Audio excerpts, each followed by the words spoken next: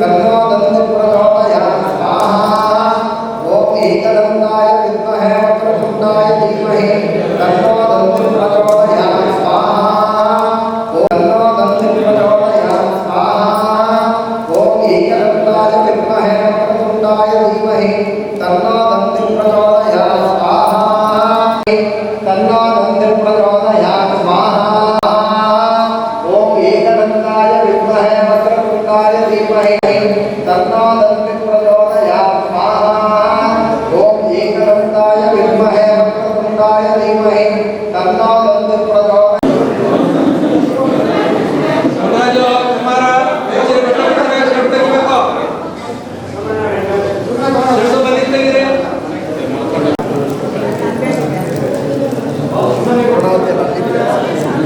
ಎತ್ತರದಿಂದ ಒಂದು 3 ಇಂಚ್ ಕೆಳಗಡೆ ಇಲ್ಲಿ ಬಲಗೈ ಮೇಲೆ ಇಟ್ಕೊಳ್ಳಿ ಈ ಥರ ಎಲ್ಲಿ ಸಮಸ್ತ ದುರಿತಕ್ಷಯ ಪಾದ ಶ್ರೌತ ಸ್ಮಾರ್ಥ ವಿದ್ಯಾ ಕರ್ಮಾನುಷ್ಠಾನ ಯೋಗ್ಯತಾ ಸಿದ್ಧ್ಯರ್ಥಂ ಮಮ ಶರೀರ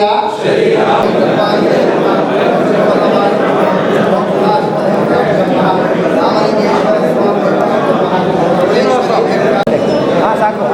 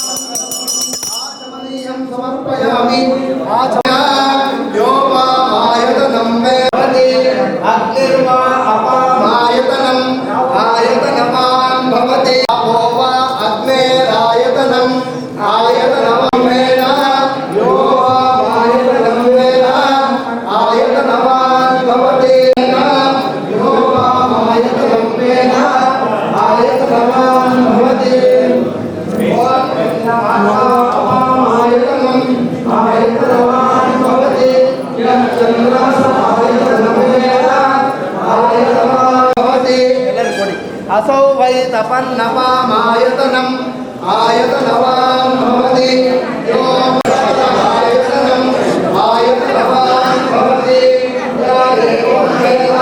यो आयतनं वेद आयतनवान्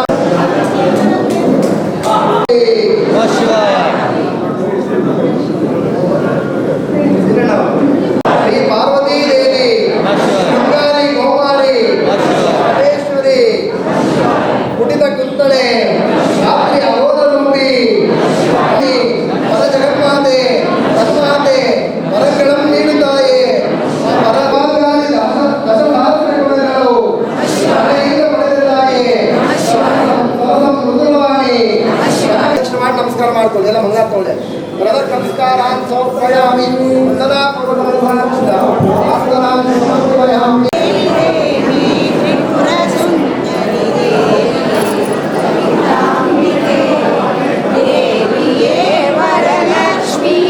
ವರಗೌರಿಯೇ ವಾದೇವಿಯೇ ದೇವಿ ದೇವಿ ತ್ರಿಪುರಸುಂದರಿ ದೇವಿ ಲವಣಿಗೆ ನಿಲಯ ನಿವಾಸಿನಿ ಮನಮೋಹಿನಿ ಶ್ರೀಮಾಲಿನಿ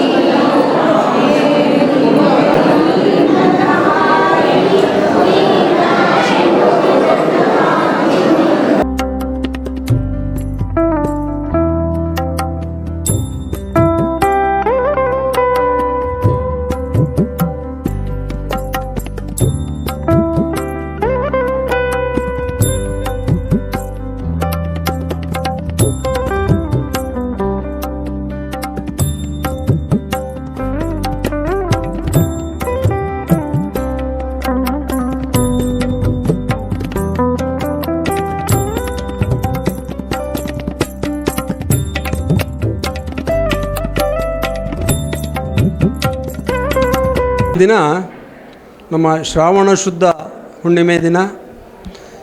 ಈ ದಿನ ಶ್ರೀ ರಾಮಲಿಂಗಚಂದ್ರ ಚೌಡೇಶ್ವರಿ ದೇವಾಲಯ ಹಾಗೂ ಆನೇಕಲ್ ದೇವಾಂಗ ಸಂಘ ಇದರ ಆಶ್ರಯದಲ್ಲಿ ಸಾಮೂಹಿಕ ಋಗ್ವೇದ ಉಪಕರ್ಮ ಹಾಗೂ ಗಾಯತ್ರಿ ಯಾಗವನ್ನು ಏರ್ಪಡಿಸಲಾಗಿತ್ತು.